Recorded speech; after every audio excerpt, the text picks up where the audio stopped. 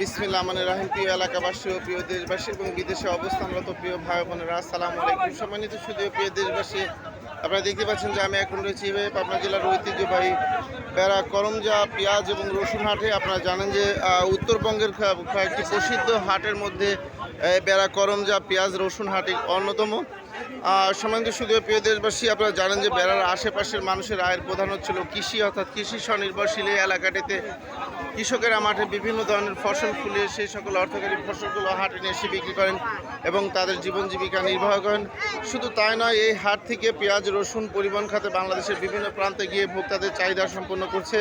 যা হোক, আমরা এই পর্যায়ে সরাসরি কৃষকের কাছে জানবো বেড়া করমজা হাটে পেঁয়াজের সর্বোচ্চ পাইকারি বাজার কত আছে। আসসালামু আলাইকুম ভাই, আজকে পেঁয়াজের সর্বোচ্চ পাইকারি বাজার কত আছে? 2600 টাকা মন। সম্মানিত সুধী প্রিয় দেশবাসী, আপনারা বুঝতে পারছেন যে বেড়া করমজা হাটে আজকে পেঁয়াজের সর্বোচ্চ পাইকারি বাজার যাচ্ছে 2600 টাকা মন। এ পর্যায়ে আমরা সরাসরি চলে যাব রসুন হাটে, অর্থাৎ রসুনের বাজার জানবো। সরাসরি কৃষকের কাছে চলে যাচ্ছে আমরা। দেখতে পাচ্ছেন কাকা, আসসালামু আলাইকুম। আজকে রসুনের সর্বোচ্চ পাইকারি বাজার কত আছে কাকা? কত? 3200 মাথা, 3200।